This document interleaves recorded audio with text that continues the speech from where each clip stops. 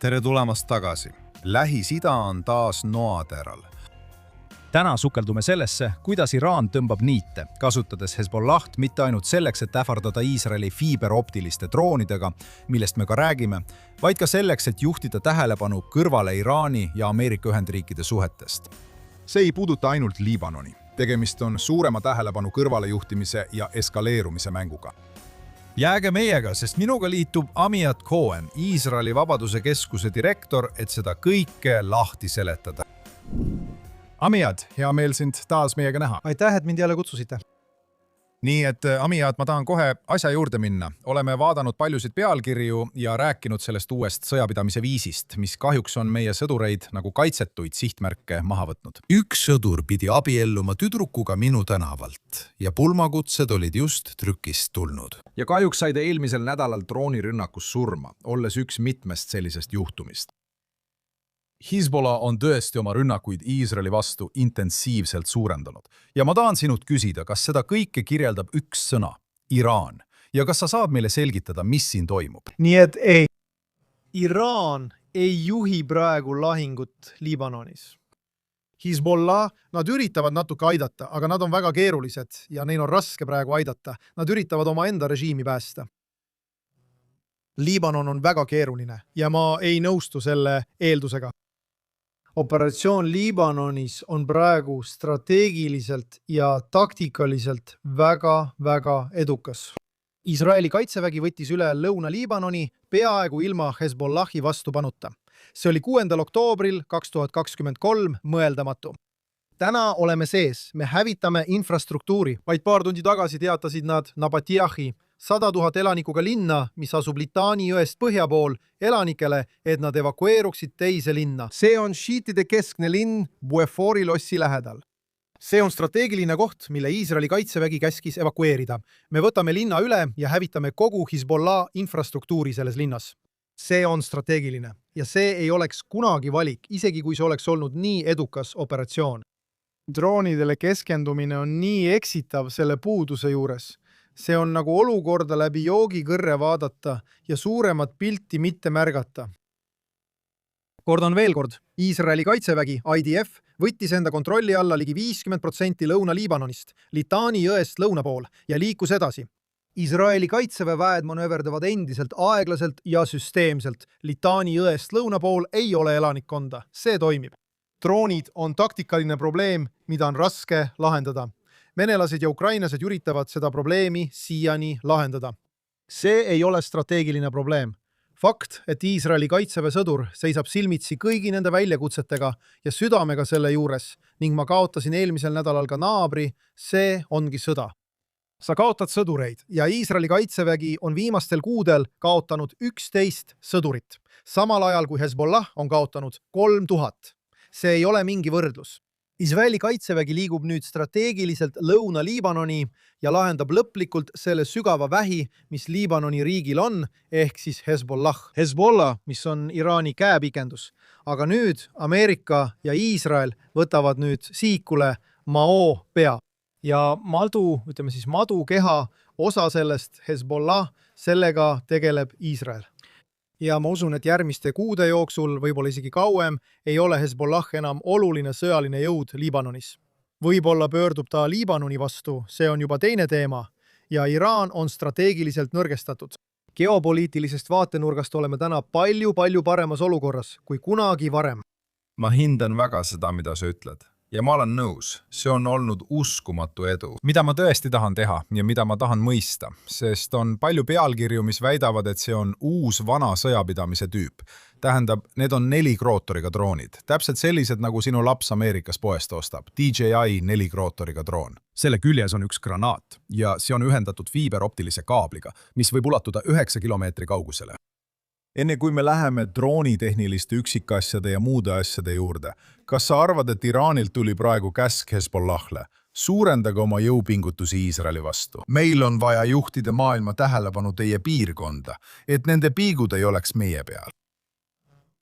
Epic Fury operatsiooni alguses, Shagatarje, on vastus jah. Iisrael ei tahtnud, et Hezbollah liituks. Hetkel, kui nad liitusid, asus Iisrael täie jõuga neid hävitama. See ei loe enam. Hezbollah võitleb oma eksistentsi eest. Sõnumid Iraanist on ebaolulised. Neil pole muud valikut, sest Iisraeli kaitsevägi ei anna praegu alla. Me teeme Hezbollah'le lõpu. Nüüd ei saa te alla anda. 50 000 šiidi sõdurit või nüüd on võib-olla vähem, umbes 40 000 Pekka orus. Me hävitame kogu nende infrastruktuuri. Alles eile öösel tegime 100 õhulööki Pekka orus, mis on olnud viimased aastakümned Hezbollah peakorter ja turvaline piirkond, kus nad on saanud oma jõude üles ehitada. Selgita, kus see kaardi asub. Kui sa võtad Liibanoni kaardi, siis see on umbes nii. Malben. See on ristkülik. See on ristkülik ise. Kirde osas asub Paka org, mida kaitsevad mäed, Šofi mäed ja Liibanoni mäed ning lõunast Hermon. See on isoleeritud koht, millel pole tegelikku rindejoont Iisraeliga. Piirneb teatud määral Süüriaga. Süüria, idas ja põhjas. Ja geograafiliselt on see seotud Iisraeliga, Iisraeli kaitseväe õhujõud ründavad seal süstemaatiliselt ja hävitavad infrastruktuuri. Täna on Liibanonis 800 000 põgenikku, šiia põgenikud, kes on Liibanonis sees ja avaldavad suurt survet šiidi elanikkonnale kohanemiseks, sest nad näevad, et nende majad on Lõuna-Liibanonis hävitatud. Nad näevad, kuidas hooned Tahijehis hävitatakse. Eelmisel ööl ründas Iisraeli kaitsevägi Tahijehit natuke. Nad kardavad väga, et Iisraeli kaitsevägi ründab samamoodi nagu alguses. Iisraelil on esimest korda aastakümnete jooksul Liibanonis ülekaal. Kui me strateegiliselt otsustame mängu lõpetada, sõja lõpetada ja hävitada hävitada Hezbollah, mitte Liibanon, võimaldades Liibanoni riigil edasi eksisteerida, ja just sellepärast peamegi täna Liibanoniga läbirääkimisi, et nendega rahulepinguid sõlmida. Sest Liibanon on nüüd Hezbollah vastu. Kahju. Nii et me tapame Hezbollat. Vähk keha on Liibanon. On see Liibanon? Me püüame nendega läbi rääkida rahuleppe nimel, aidates neil hävitada seda vähki, mis neil on. Samal ajal ei näe ma strateegiliselt tõelist rahulepet Iisraeli ja Liibanoni vahel, sest lõpuks, kui me lööme Hezbollah piisavalt kõvasti, hakkab Liibanonis sees kodusõda. See on läbikukkunud riik, kus pole raha ega midagi. Inimesed lahkuvad riigist nii palju kui võimalik. Hezbollah lihtsalt küsis. Ma nägin, et nad teatasid 3 päeva tagasi, et kodusõda algab. Nad ütlesid, et kutsuvad kõiki šiite riiki üle võtma. Mis on põhjus, miks nad praegu selle nimel survestavad? Nii et küsimus on alternatiivis ja hävingu alternatiivis. Kui sunniidid ja maroniidid kontrollivad riiki, siis šiidid tunnevad, et neile makstakse kätte selle eest, et nad on viimastel aastatel riiki hävitanud. Nii et nad on keerulises olukorras ainult tänu Iisraelile ja meie valmisolekule pidada Liibanoni sõda. Nüüd on siin hea võimalus tuua Liibanoni rahu. Ma olen skeptiline. Miks? Ma mõtlen, et kui me eemaldame Hezbollah pildilt, vähemalt nii, nagu seda esitatakse, ütleksin, et lääne tavameedias ja isegi Iisraelis, siis Liibanoni probleemiks peetaksegi Hezbollah't. Kui Iisrael eemaldab Hezbollah pildilt, kas see jätab Liibanoni, kellele Iisrael meeldib ja tahab läbi rääkida? Nii et probleem ei ole Hezbollah. Hezbollah on šiitide elanikkonna sõjaline jõud ja 35% Liibanoni elanikkonnast on šiidid. Ja nad on moslemitest džihadistid. See on nagu kultuuriline küsimus. Tead, Gaza elanikkonna puhul ei ole probleem Hamas. Probleem on Gaza elanikkond. 80% toetab beebide tapmist ja vägistamist. Nii et nagu juudi beebid ilmselgelt. Probleem on selles, et me kipume vaatama sõjalist jõudu, poliitilist jõudu kui vaenlast. See on vale lääne eeldus. Probleem on kultuuris, probleem on teatud religioonides, mis oma olemuselt tahavad oma vaenlasi hävitada. Ja meie oleme kufaarid, me oleme ketserid. Ketserid islami silmis. Kufaarid muide on seotud sõnaga kufaar. See tähendabki kufaar, see on nagu kohvar. Ja sisemine võitlus sunniitide ja šiitide vahel on nende vaheline võimuvõitlus. Nii et lõpuks jõuab see sinna. Neil on Liibanonis kodusõdade ajalugu. Nüüd, tegelik taustalugu on seotud Prantsuse mandaadiga alates 1917. aastast. Mitte mandaadiga, vaid millegi sarnasega. Sykes-Picot. Nii et pärast Sykes-Picot kokkuleppeid võtsid nad kontrolli enda kätte ja põhiseadus, mille nad Liibanoni peale surusid, põhines sellest ajast alates hõimude demograafilisel struktuuril. aga see ei ole täna enam asjakohane. Šiitidel on oma rahvaarvuga võrreldes ebaproportsionaalselt väiksem esindatus, nii et Liibanonis on palju probleeme. Kahjuks ma ei näe lühiajaliselt sellele lahendust. Kus see meid siis jätab? See tähendab, et me võitleme Hezbollaga ja sa tõid väga tugeva argumendi, et Hezbollah on paljude Liibanonis elavate šiitide ideoloogiline väljendus. Nii et isegi kui Hezbollah kaob, jääb alles suur šiitide elanikkond. See viib tõenäoliselt kodusõjani sunniitide, maroniitide ja šiitide vahel. Kuhu see jätab Iisraeli pikaajaliselt? Anna mulle ettekujutus 5, 10, 15 aasta pärast. Esiteks peab Iisraelil olema tõeline piir, mis kaitseb riiki. Ma väitsin juba sõja algusest peale, tegelikult isegi varem meie tudengitega, et Litani jõgi on Iisraeli põhjapiir. See on tõke teiste riikide või mis tahes sõjalise jõu vastu, mis asub Iisraelist põhja pool. Selgita, miks ja kui kaugel see seespool on? See on täna 20 kilomeetrit Iisraeli piirist põhja pool. Iisraeli kaitsevägi IDF asub nüüd selle idapoolses osas. See on, ütleme, umbes 300 meetrit kõrge selle idapoolsetes osades, nagu org, mis toimib tõkkena. See on geograafiline tõke vägede sissetungi vastu. Tänane piir on geograafiliselt kaitsetu. See on selge piir Iisraeli ja Liibanoni vahel. Nüüd kaugmaaraketid. Ma arvan, et Iisrael õppis sellest, et me ei saa lubada ühelgi sõjalisel jõul omada mingitki sõjalist ohtu Iisraeli vastu, eriti mitte kaugmaarakettidega, mida loodetavasti järgmise paari aasta jooksul ei ehitata. Tegelikult muide, mida inimesed eiravad, on Süüria ja Türgi. Nii et kui Iraan kokku kukub, mis juba rahaliselt toimub, siis nende domineerimine Lähis-Idas nõrgeneb. See avab võimaluse alternatiivsetel jõududel tõusta esile. Türgi tõuseb nüüd esile tugeva antisemiitliku riigina. Riik, jällegi, religioon, moslemi vennaskond, mis on number 1 vaenlane. Ja kui sa korraks mõtled, siis Vene-Ukraina sõda lõpeb mingil moel lõpuks. Aga mis juhtus on see, et Venemaal ja Ukrainal on tohutu sõjatööstus, mis peab oma kaupa kellelegi müüma. Ja kujuta ette Süüria armeed, mis on üles ehitatud Vene sõjatööstuse abil, ostetud Türgi poolt ja Türgi kontrolli all Iisraeli põhjapiiril. Nii et sa näed väga kummalisi asju juhtumas Iisraeli põhjapiiril. Pikas perspektiivis peab Iisraelil olema tugev ja suur armee, mis suudab kaitsta ja manööverdada maismaa jõududega, loomulikult kõrgetasemelise luure ja õhuväega. Aga me vajame geograafiat, et end kaitsta. Sellepärast on meil Hermoni mägi, sellepärast vajame Litani jõge, sellepärast on meil puhvertsoon Süüria sees. Me ei saa taluda piiri, mis ei ole meie vaenlaste suhtes geograafiliselt parem. Nüüd tahan rääkida vägedest koha peal.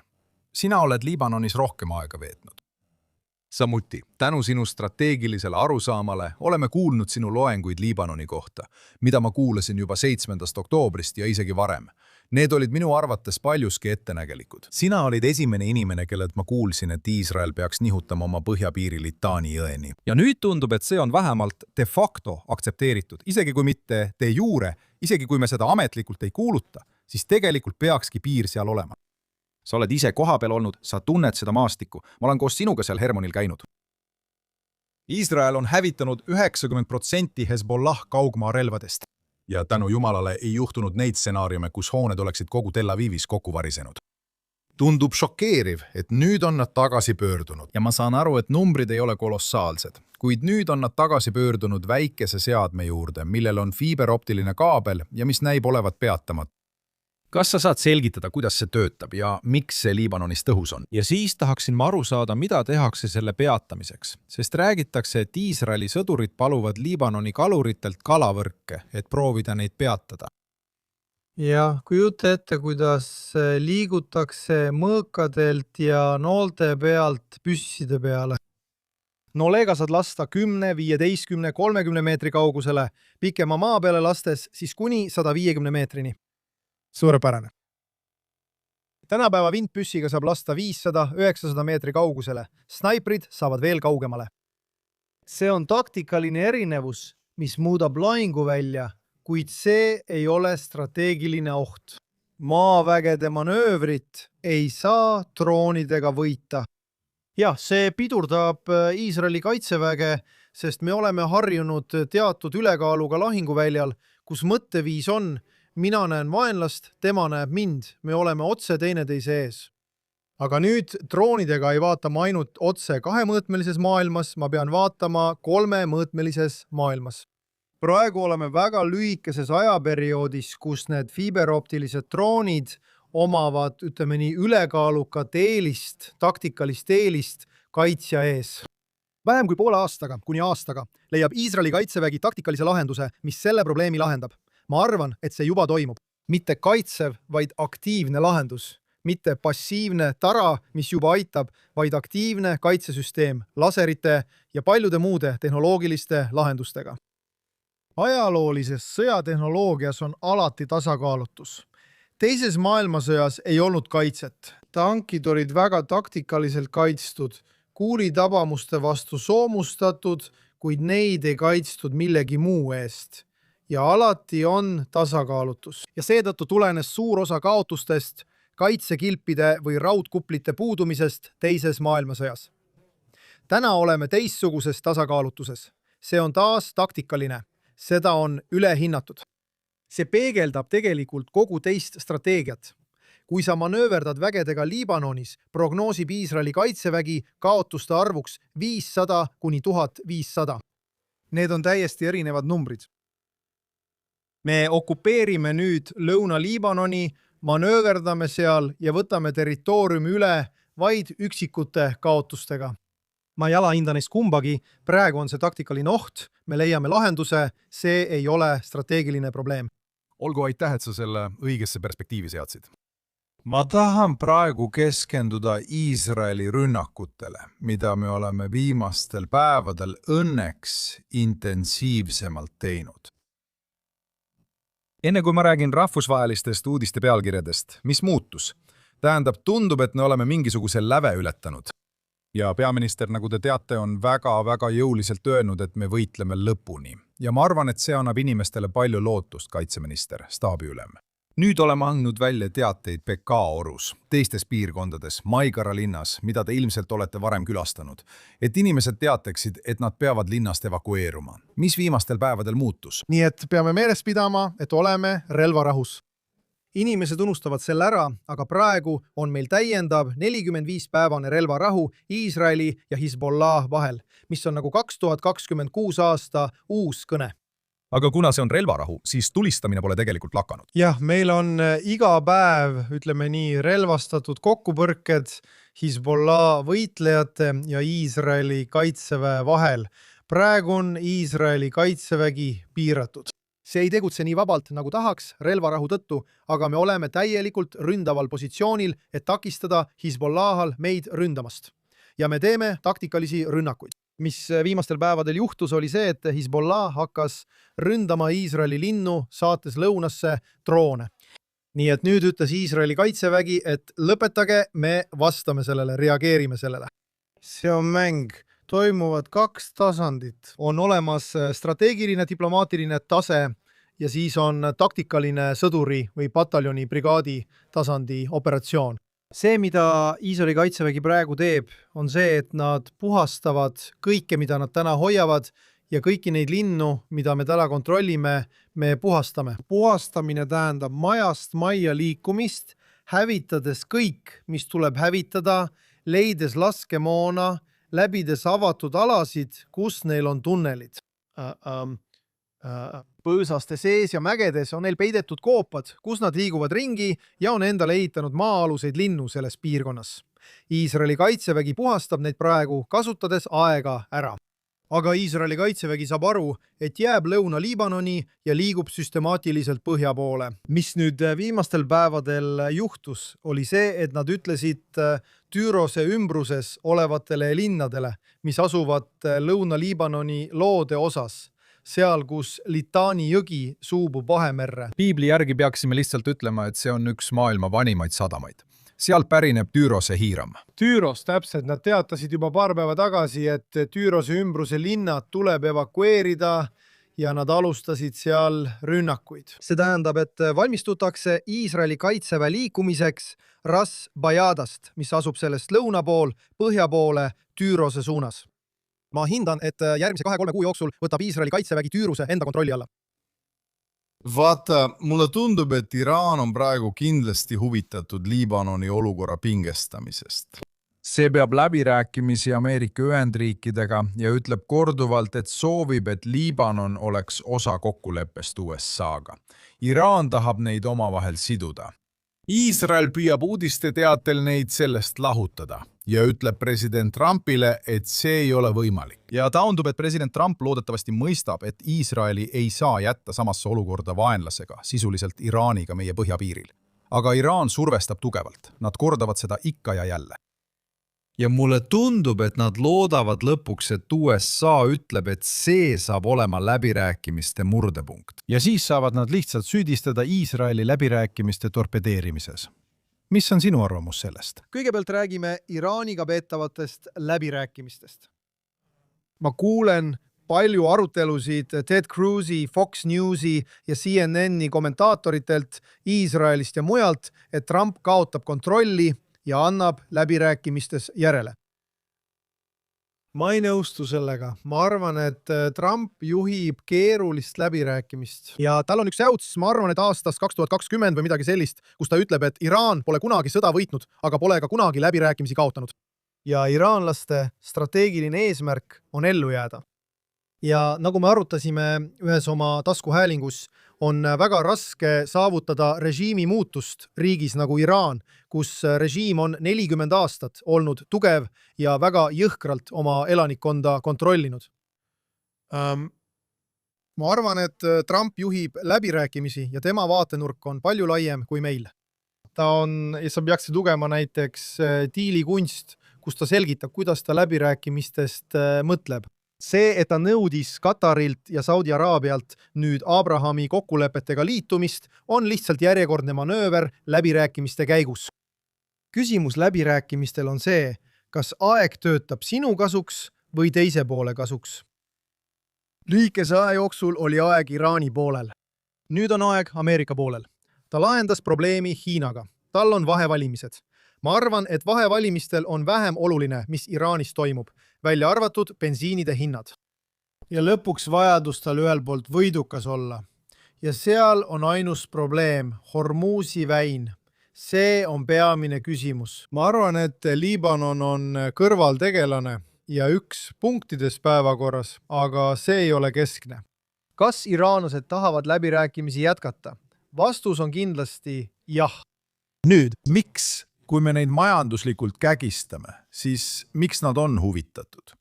Tundub, et iga päevaga või nädalaga muutuvad nad nõrgemaks. Sest küsimus on selles, et Iraani režiimil on nüüd 2 ohtu. On sisemine oht ja väline oht. Nii et niipea, kui sa tegelikult oma välise ähvarduse täide viid, mida me tegime koos Ameerikaga, me viskasime 10 000 tonne laskemoona kõige olulisemate Iraani objektide pihta. Nii et neil pole nüüd enam midagi, aga probleem on selles, et neil pole midagi kaotada. Nii et täna ei ole Iraanile tegelikult mingit tõelist ohtu peale ühe tsiviilinfrastruktuuri hävitamise. Vesi, soolavee, magestamiine, elekter, energia, rongid, kõik, mis on tsiviilne, mis viiks Iraani tagasi kiviaega, mida neil ei oleks võimekust ega rahalisi vahendeid taastada.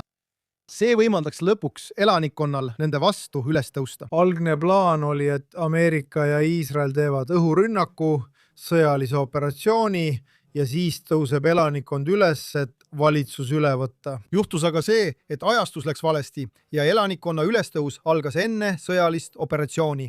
Nii pöördus olukord siin pea peale. Ja siis nende protestijate seas 2026 aasta jaanuaris kaotasid nad kogu juhtkonna. 40 000 inimest tapeti, 40 000 sai vigastada, 40 000. Me eeldame, et need arvud on õiged. Nii et nad kaotasid juhtkonna. Seega pole tegelikult sisemist ohtu. Nii et kineetiline operatsioon lõppes ilma, et oleks tulnud mingit diplomaatilist jõudu seespoolt liituma. nii et Trump üritas viimastel nädalatel korraldada sisemist ülestõusu, et kurdid tuleksid ja ta rääkis sellest, et seda ei juhtunud kunagi, sest režiim on tugev ja julm. Neid ei huvita, neil on ükskõik. Internet on suletud. Meil ei ole tegelikku infot selle kohta, mis seespool toimub ja nad on sellepärast hirmul. Nii et Trumpi strateegia on nüüd kas hävitada kogu infrastruktuur, milleks Iisraeli kaitsevägi ja Ameerika sõjavägi on valmis. Nii et nad kaotavad režiimi, sest neil pole midagi ja inimesed hakkavad selle vastu protestima ja mässama. Ja siis jõuga võtta üle Hormuzi väin. Selle ähvarduse nõrk osa siin ja iraanlased teavad seda, on see, et Trump ei taha olla Bush. See tähendab, et ta ei taha saata sõdureid maale. Ma usun, et lõpuks peab ta sinna minema ja sõdureid maale saatma, vähemalt Hormuzi väina põhjasadamas, võib-olla Karagi saarel. Aga sellega asi piirdub. Ei minda Iraani elanikkonda üle võtma ega midagi sellist kontrollima. See on keeruline. Selles piirkonnas elab palju inimesi. Aga eile öösel toimus rünnak, mille nad suutsid tõrjuda, kui Iraani mereväeüksused ründasid. Õige. Oluline on mainida, et USA ründas raketipaiku ja Iraani miinipanekupaate. Nii et see ei ole praegu ummikseis, see on ajutine taktikaline paus, et proovida diplomaatilist kanalit ammendada. Aga Trump mängib mängu. Jällegi, kui lugeda tehingukunsti, siis sa mängid alati jõu kasutamise ja meeldiva diplomaatilise käitumise vahel. Ja ta kandis selle üle sõjalisse valdkonda. Sul on alati sõjaline operatsioon, klassikaline sõjapidamine, sõjaline operatsioon ja siis naased diplomaatia juurde ning kasutad mõlemat lähenemist. Aga mingil hetkel peab see viima otsuseni. Millal sa näed, millal saabub see murdepunkt ja kuidas see selles sõjas välja näeb? Diplomaatilisele rajale saab minna ja sõjalise jõu ähvardust kasutada ainult teatud aja. Muidu muutub see kurnamissõjaks. Nii et kus on see murdepunkt? Ma arvan, et kui ma õigesti mõistan, kuidas Trump mõtleb, siis kõige ootamatumal ajal. Kõige ootamatumal hetkel. Viisil. Nii et ma arvan, et läbirääkimiste ajal on tal see operatsioon proovib uuesti, püüdes mõelda nii, nagu tema mõtleb, ütleme, väga üllataval, süsteemi välisel, nagu ebakorrapärasel viisil. See on nagu ristiisa stseen, kus ta saab ristiisaks ja kõrvaldab kõik oma vaenlased. Mis see siis oleks? 4. juuli. Mõtleme Venezuela peale. Võib-olla midagi sellist. Jällegi sellega kaasneb risk. On risk. Võib-olla nädal hiljem kõik ootasid, et see juhtub pärast kohtumist Xi Jinpingiga. Aga pea meeles, Trump ei vaata Iraani poole. Trump vaatab kogu maailma peale. Nüüd pead sa Trumpile tunnustust andma. Trump ründas Iraani. See on nagu Ameerika Ühendriigid ja Suurbritannia ründaksid Hitlerit 1936 aastal. Poliitilist stimulit ei ole. Keegi ei mõista, mis juhtub, kui Iraani ei rünnata. Ja Iraanis tekib nagu Hitleri stiilis režiim, millel on tuumarelvad. See on kõige ebapopulaarsem otsus, mida president teha saab. See on õige otsus, mis tõrjub kõik tema vastased Ameerikas ja Iisraelis, kes väidavad, et tema isiksus püüab rahvale meele järele olla. Vastupidi, Trump tegi julge otsuse ja selliseid julgeid otsuseid ei tehta ilma tõelise plaanita, tagajärgi ja riske mõistmata. Ma tõesti usun, et Trump viimase 4 aasta jooksul või nende esimeste aastate jooksul, kui Biden oli president, kavandas seda, ta oli selleks valmis, ta mängis selle stsenaariumi läbi. Ta mõistab ohte, ta mõistab võimeid ja kannatlikkust. Mike Durant ütles täna midagi väga-väga huvitavat, kus ta rääkis sellest, mis on peamised komponendid, et Trump oleks praegu edukas. Ja ta rääkis 3 olulisest asjast. Esimene on see, et president sõltuvalt sellest, mis kellaajal me Truth Socialit vaatame, ütleb, et kokkuleppe kohaselt tehakse teatud järeleandmisi, teatud rahalisi järeleandmisi. Ja Mike Durant ütleb, et see peab olema antud vastutasuks väga selgelt määratletavate sammude eest Iraani poolt. See on esimene punkt. Kõigi Iraani toetatud rühmituste täielik eraldamine. Läbirääkimistest, et Iraan ei saaks enam nende kaudu tegutseda. Ja muidugi tuumaküsimus. minu küsimus teile on, et kui praegu sõlmitakse kokkulepe, mis on täiesti võimalik, kokkulepe järgmiseks 30–60 päevaks ja vabastatakse vahendid, mida peab Iraan konkreetselt lauale tooma, et näidata, et nad on tõsised ega kasuta seda lihtsalt ülesehitamiseks? 2 asja, mida Trump Iraanilt vajab. Hormuzi väina avamine ja kõigi nende tuumakomponentide või kõrgelt rikastatud tuumamaterjalide kõrvaldamine. Need on 2 otsustavat punkti, millest Trump kunagi ei loobu. Ülejäänu ei ole oluline. Ma arvan, et Trumpi silmis ei ole ülejäänu oluline. Režiim võib jääda, ta on oma säutsudes sõna Iraan asendanud väljendiga Iraani islamirežiim või Iraani vabariik. Nad jäävad sinna, nad ei lähe sealt kuhugi. Aga veepuudus enne sõda, elektripuudus enne sõda, Iraani sisemised majandusprobleemid. Nad hävitasid 10 tööstuspiirkondi, mis olid osa sõjalisest ja tuumaprogrammist ning kaotasid 10 000 töökohti. Nad on läbi kukkunud riik, mis lõpuks variseb kokku. See ongi Trumpi plaan, neid võimalikult palju nõrgestada. Need järeleandmised on väga tühised. Kui eesmärk oli saada pilt Khameneist valge lipuga, siis seda ei juhtu kunagi. Kui unistus on, et Gazas oleks juhtkond, kes on praegu elus ja annaks alla valge lipuga, siis seda ei juhtu kunagi. Sama kehtib ka Liibanoni kohta. 2 kõige olulisemat punkti on tuumamaterjalide eemaldamine ja Hormuzi väina avamine ning võimaluse kõrvaldamine nende sulgemiseks. Just seda Trump tahabki. Teise punkti saavutab ta läbirääkimiste. Pole oluline, mida nemad saavad. Nad ei suuda enamasti end uuesti üles ehitada ja lõpuks tekivad sisemised protestid. Kas sa arvad, et Iisrael peaks sellega rahul olema?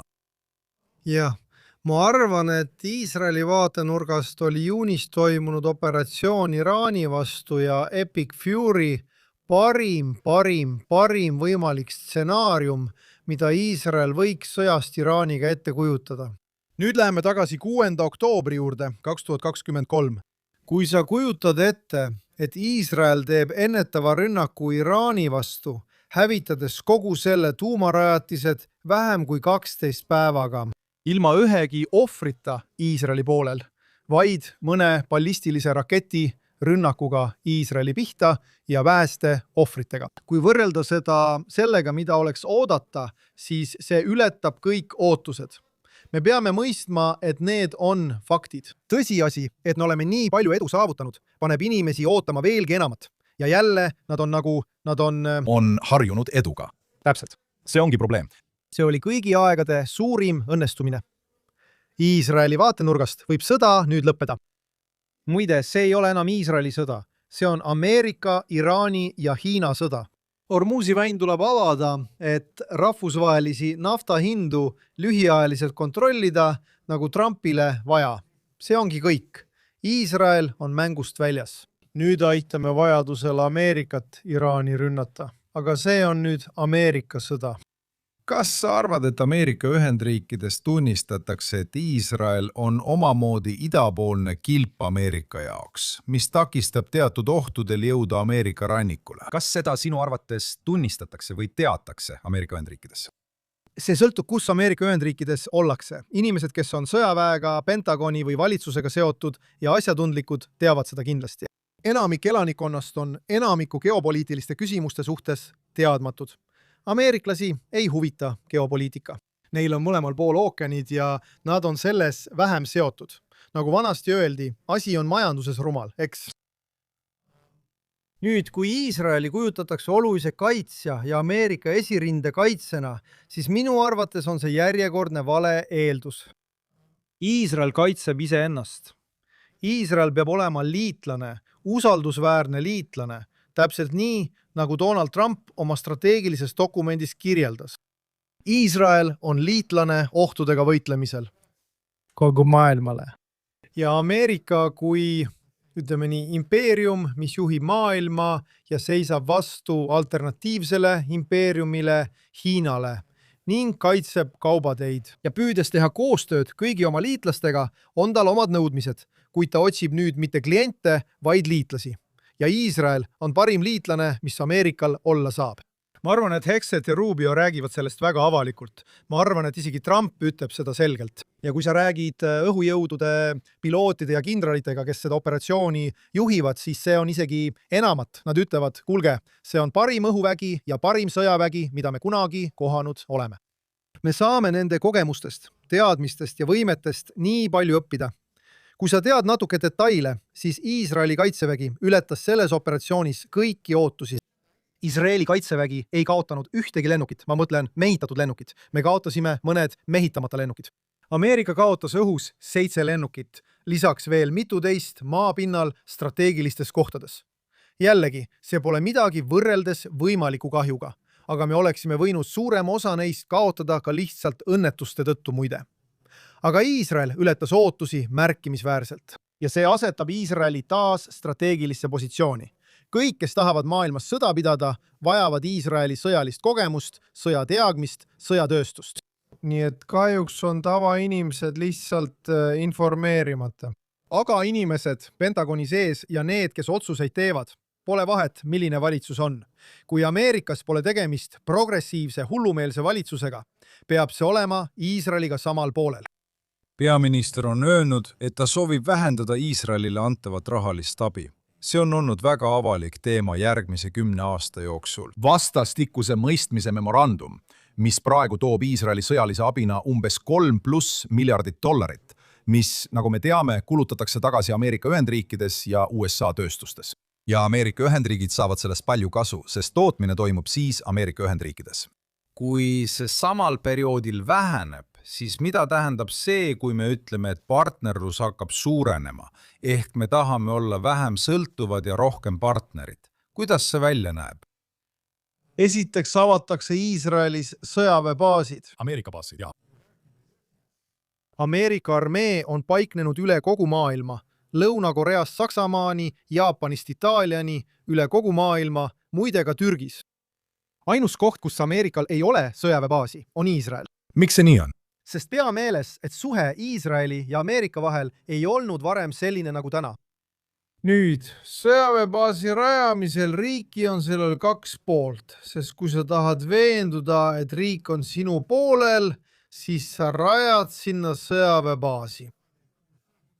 Katar, Türgi, Araabia Ühendemiraadid, Saudi Araabia.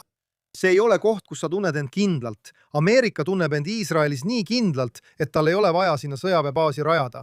Ta eelistab pidada läbirääkimisi teiste riikidega. Aga asjaolu, et ta ei saa usaldada Saudi armeed, Araabia Ühendemiraatide kaitsesüsteeme ega Katari omi, näitab, et Lähis-Idas on turvaline varjupaik just Iisrael. Seega eelistab ta nüüd viia sõjaväebaasid nii, et tal oleks nagu suur lennukikandja Iisraeli sees. Kas see on töös? Ma ei tea detaile, aga ma usun küll. Kui sa täna Iisraeli maandud, siis näed lennuki aknast, ma arvan, et 25–35 tankurlennukit seisavad Iisraeli Ben Gurioni lennujaamas ja need jäävad sinna vähemalt järgmiseks paariks kuuks. Iisrael on turvaline pelgupaik. Me suudame oma liitlasi Iisraeli sees kaitsta, mida teised Lähis-Ida riigid teha ei suuda. Aga räägime memorandumist. Üks valdkond on see, et me pakume siin USA-le ruume. Jah, USA partnerlusest. Aga asi on palju enamat. Iisrael demonstreeris luurevõimekust, keerukaid strateegiaid ja õhuväevõimekust viisil, mida Ameerika ei osanud ette kujutada. Kui sa tehnoloogiast aru saad, siis meie Iisraeli F-35 on täiesti teistsugune kui Ameerika oma. Me häkime süsteeme. See on nii, et see, mida Iisrael tehnoloogiliselt ja luurealaselt tegi, on palju parem, kui Ameerika kunagi suudaks, hoolimata sellest, et Ameerikal on paremad komponendid. Meie võimekus neid asju Iisraelis kasutada ja tõhusalt kasutada on kõrgem. Nii et Ameerika kasutab Iisraeli liitlasena selle asemel, et olla ettevaatlik klient, kellest võetakse, mida saab ja pannakse kõrvale, kui teda enam vaja pole. Partnerlus tõuseb liitlassuhte tasemele, kus me teeme koos palju rohkem asju kui täna. Kuid diplomaatilisel tasandil on see palju enamat kui see. Liitlane olemine tähendab strateegilist koostööd, nagu me tegime Iraanis. Me sõdime koos. Samas Iisrael pole seda kunagi teinud ja Ameerika pole kunagi võtnud Iisraeli oma sõdades partneriks. tegelikult, kui 1991 aastal ründas Iraak Iisraeli operatsiooni Kõrbetorm ajal, öeldi meile, et me ei tohiks operatsiooniga liituda, et vältida Araabia riikidega loodud koalitsiooni lagunemist. Afganistanis võtsid nad oma liitlased Suurbritanniast ja Austraaliast, et koos nendega võidelda. Nad ei võtnud Iisraeli. Iisrael ei olnud kunagi osa sellest. Täna on ootused palju suuremad, et me oleksime osa sellest, mida me teeme. ma arvan, et sõjatööstuses on Iisraeli sõjatööstuse roll selles palju olulisem, kuid sellel on ka teine külg ja see on ebastabiilsus Ameerika poliitikas. Kui ma tsiteerin kuidagi Iisraeli kõrgeid ametnikke, siis nad ütlevad, ostke täna Ameerikast kõik, mida saate, sest pärast Trumpi ametist lahkumist me ei tea, mida me veel osta saame.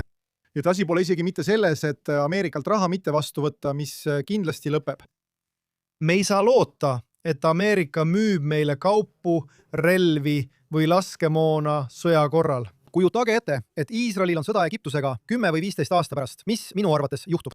Sõda Egiptusega, sest moslemi vennaskond tõuseb Egiptuses ja paljud sisemaised probleemid Egiptuses annavad neile selleks tõuke ja nad ehitavad üles sõjaväge, et rünnata Iisraeli. Ja AOC stiilis president Ameerika Ühendriikides. Kui me seda teeme, lukustavad nad F-35D kaugjuhtimisega, nii et me ei saa neid kasutada, et takistada mõttetut progressiivset jama, milles Iisraeli süüdistatakse. Kas nad saavad seda teha? Iisraeli omadega mitte. Okei. Jaa, okei. See on avalik teadmine, ma ei ütle midagi uut, aga kui sa neid teemasid uurid, siis jah, see on osa F-35 probleemist. Nii et Iisrael hakkab ehitama omaenda õhuplatvorme, omaenda laskemoona tehaseid, ettevõtteid, nagu meiegi. Meil tuleb seda teha. Me peame leidma alternatiivseid liitlasi. Ma arvan, et Iisrael ja India suhted, fakt, et Narendra Modi, India peaminister, oli siin rünnaku päeval. Ja ma arvan, et talle teatati sellest rünnakust, ta teadis sellest ja sellest hoolimata otsustas ta tulla. See näitab, ütleme nii, et India aksepteerib, millisele ajaloo poolele ta otsustab jääda. Ja ma arvan, et järgmise 10–15 aasta jooksul saab Indiast Iisraeli jaoks palju olulisem strateegiline partner kui praegu. Ma lõpetasin just Zoomi kõne ühe India ülikooliga, kus me püüame luua, mida me nimetame B2B suhteks India ja Iisraeli vahel, sest meil on hea valitsuste vaheline koostöö. Inimeste vaheline, jah. Meil on valitsuste vaheline hea suhe, meil on keskpärane ärisuhe, aga riikide vahel puudub tegelik inimeste vaheline suhtlus, mida peaksime nii palju kui võimalik üles ehitama. See on osa küsimusest, mida me täna Tširus küsime. Meil on oma riikliku julgeoleku stipendiaadid. Mille lõpetaja ma olen? Jah. Tänu sulle.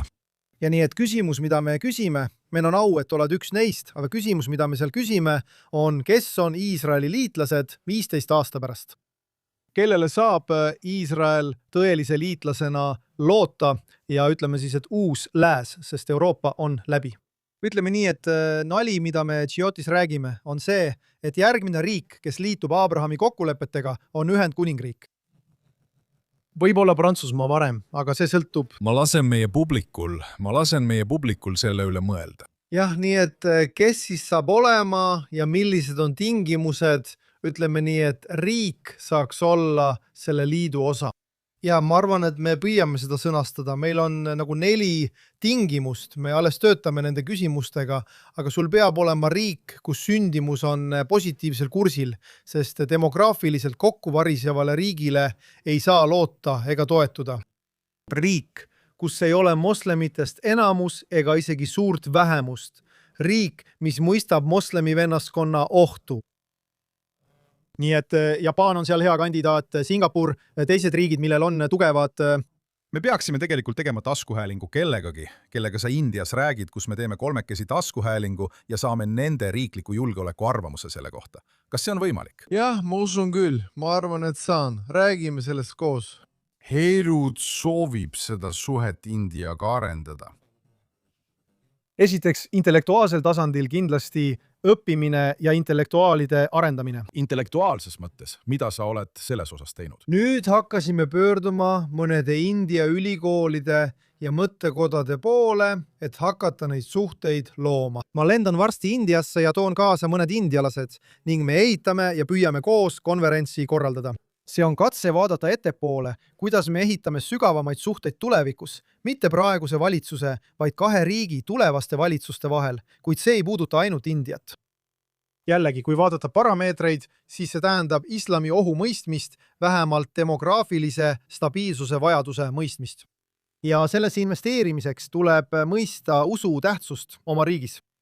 Ilmaalikud riigid, kes loobusid Jumalast, nagu Euroopa, kaotasid tegelikult oma moraalse õigustuse rahvusriigina eksisteerida ja neil on mingisugune oma kultuur.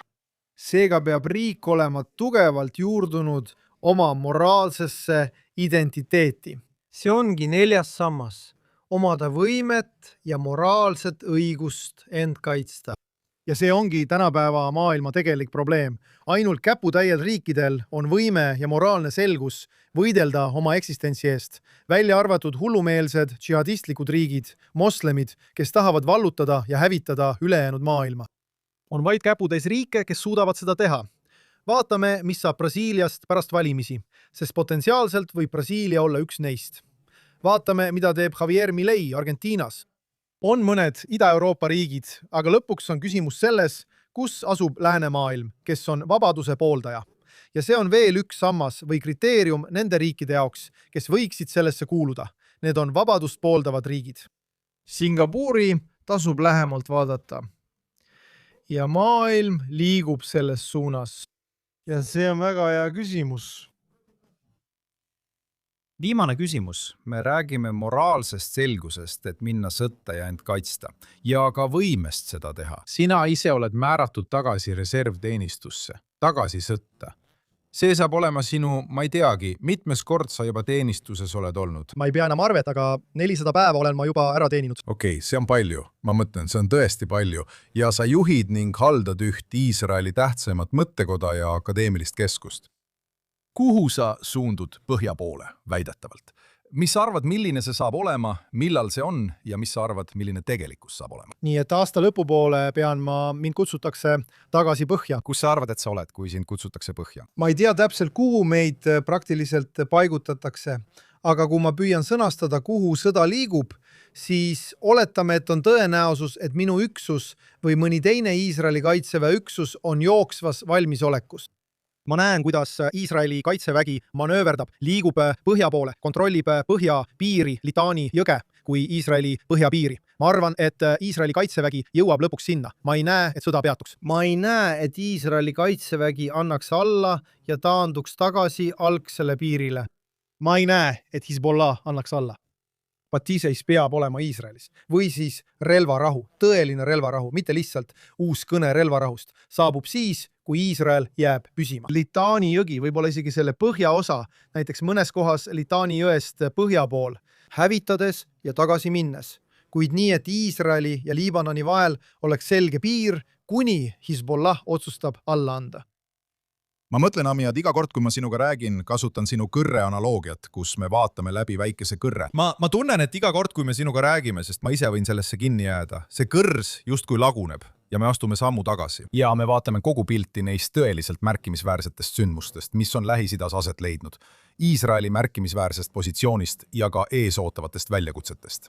Aitäh sinu arusaamade ja panuse eest. Ja ma ootan huviga, et saaksin sind taas saatesse kutsuda. Võimalusel koos India kolleegiga, kui meil õnnestub see korraldada. Teeme oma parima. Aitäh, et mind taas kutsusid. Sulle ka, aitäh!